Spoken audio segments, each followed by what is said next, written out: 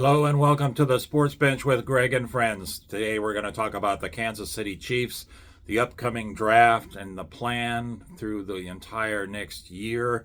This video is going to cover several points that I've been meaning to make actually for a while, so I wanted to gather information, kind of find out where the Chiefs ended up. And of course, they ended up not making the playoffs, and the most awful thing happened where Patrick Mahomes is injured. So this is really bad. So let's going to start out with the draft and what I feel like the Kansas City Chiefs should do. Now, Mahomes got injured last year, and let's just face it, he got injured because he was running for his life, as he has been doing for the last couple of years. When Patrick Mahomes came to the Chiefs, and then he started running and playing quarterback with them, they had a strong offensive line. They were bookended by good offensive tackles. Well, through the years, what's ended up happening is that they have lost the ability to be able to sign and draft good offensive tackles, especially the left side. So as a result, Patrick Mahomes has not had time to throw the ball. He needs time to throw the ball. Snap count to throwing, most quarterbacks now are getting it done in about 2 seconds. Patrick Mahomes has never done that in his career. It takes him longer than 2 seconds in the pocket to scan down the field and find open receivers. That's because his technique is different than other quarterbacks. He's not necessarily throwing to a spot, which is where most quarterbacks in a system are doing. He is surveying the field, looking for the open receiver and trying to make a play. Okay, that takes longer. So they need a good offensive line to give him more time to be able to do that. So this upcoming draft, I'm recommending that they go ahead and they draft a good offensive tackle. Specifically, the right side would be good, or even the left. Find somebody, strengthen your line. Don't keep saying, well, we drafted one guy last year, and he missed some of the season last year because of personal problems, and the Chiefs lost a lot of games and had no protection.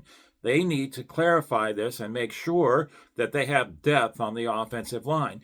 By the end of the year, they were playing 2 offensive tackles from their practice squad, trying to protect Patrick Mahomes. Bad idea. Okay, but that's the circumstances they left themselves in because they didn't have adequate depth. Draft an offensive tackle. All right, now, since we're on the subject of Patrick Mahomes, who says he's going to be ready in 9 months? They're saying, well, he's going to be ready for the season. Not necessarily. Everybody with injuries like this heal differently. So you can't expect Mahomes to be ready. You should be planning that he's not going to be ready. So instead of bringing in the bum of the month club like they've been doing with past quarterbacks, Carson Wentz, Gardner Minshew. Gardner Minshew lasted just a couple of plays before he got injured, and he threw an interception and the season was over. Well, the season was over before that anyway. But put to the point, all right, they need to, instead of trying to find some guy on the market and bring him in, they need to either trade for a quarterback that's a starting level quarterback or sign in free agency a former starting quarterback, or draft a quarterback, somebody that in the next couple of years they could mold and develop into maybe a replacement for Patrick Mahomes. Patrick Mahomes is going to be 31 years old next year. He's still got plenty of juice left. He's still the greatest quarterback that can play the game. But you got to start thinking about it. Green Bay, the Packers have been doing this for years. They have Brett Favre. They drafted Aaron Rodgers. Soon they replaced Aaron Rodgers that way with Jordan Love. They look to the future. And before the quarterback falls completely off the cliff as far as abilities and things like that because of age, they trade them. So what's to say that the Kansas City Chiefs don't do the same thing? Maybe in a couple of years, if this quarterback, a young quarterback, a good quarterback develops, then maybe you think about trading Patrick Mahomes while you could still get something for him. All right? Just a thought, okay? So they shouldn't be hoping that Patrick Mahomes will be ready, praying that Patrick Mahomes will be ready. They should be thinking about starting a quarterback for next year. Maybe, Patrick Mahomes might not be ready until maybe 5 or 6 games into the season. And if you had drafted, or if you end up signing another bum of the month club, you will lose all those games. You'll be out of it before Patrick Mahomes even gets back.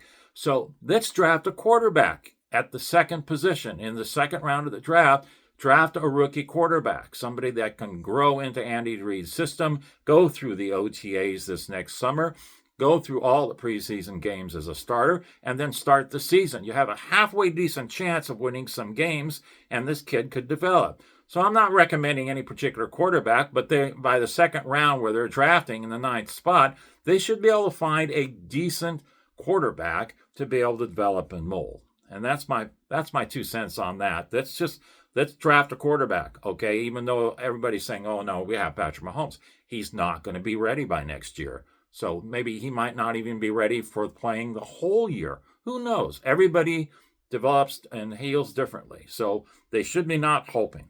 All right. So as far as drafting a running back, well, maybe in the 3rd round you draft a running back, or you go on free agency. The Kansas City Chiefs made a big mistake last year. When they got to the deadline, they didn't trade for Breece Hall. There was something over an argument between a 3rd round or a 4th round pick, something like that. Come on, Brett Veach. You had a weakness at running back. You could have given up a draft pick, even if you didn't want to, a higher one, to get yourself a decent running back, which this guy is. He can do it all. But no, you passed on it. So what ended up happening? No running game, no great running backs. You ended up losing the season. So another reason why you need to think about that. Wide receivers. All right, so I want to start with talking about Rashee Rice. All right, so you remember a couple of years ago he had his Texas racing thing that happened to him down there where he was arrested and now having to go through all kinds of different things because he's young, and people were saying, Kansas City Chiefs were saying, well, he's developing, he's a young guy, we're going to support him. Well, now all of a sudden there comes another situation coming up with him. Now we've got some kind of domestic violence situation going on. All right, now if you remember back around 2017 and 18, when they had drafted Kareem Hunt, who was a great running back. He did a lot of good things in his rookie year. Because he had problems with that, they cut him. They let him loose. So why are they hanging on to Rashee Rice when he's done worse? Come on. Kansas City Chiefs needs to get their thinking together here. You don't want somebody with a bad reputation. No matter how talented he is, you need to clear that space. All right. My other situation with the running back or with the wide receivers is they're not big enough.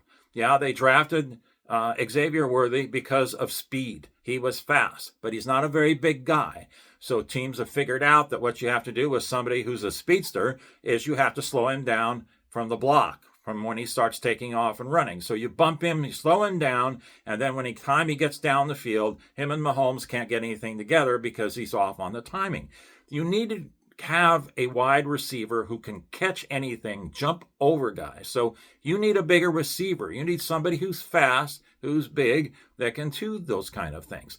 The Chiefs have let go good receivers because they're hanging on to their draft picks. I could name a whole ton of them. Mecole Hardman, another speedster, he's gone. Other receivers. Now, they could have hung on to DeAndre Hopkins, who can catch anything if you throw it to him, and he can jump over people, even at his age. They had him. They let him go. They didn't re-sign him. He was their best receiver, believe it or not, and he let him go. Okay, there's other receivers that they could have maybe signed, but they haven't done that. They're trying to develop these younger guys, but what I'm trying to say is that maybe these guys don't have anything to develop. Also, when we get back to Patrick Mahomes, he was targeting favorites last year. All right, as hard as believe as that is, just watch game film and watch the games. He had his favorite receivers that he wanted to throw through. Travis Kelce, all right, Xavier Worthy, Rashee Rice. What happened to Marquise Brown, Hollywood Brown? I hardly heard his name being called at all last year, and he's a pretty decent receiver, and yet they really didn't throw to him. Patrick Mahomes would rather throw into double coverage a guy that he wants to get it to as opposed to hitting open receivers. And last year he missed a lot of open receivers because he played that favoritism. That's just black and white. Okay, you need not to do that. So to me, you need to kind of break this group up so this doesn't happen anymore. And now that leads me to Travis Kelce. All right, last year I went on board saying in the offseason, you should cut him. He's not going to be the tight end. He had a horrible year for him, his standards, and he had a pretty decent year last year, but still not great. All right, because Patrick Mahomes was looking for him all the time. All right, Kelsey is going to be 37 years old. He's dating the most wonderful woman in the world, very famous, and I just don't think his head is in the game. It hasn't been for the last couple of years, ever since he met her.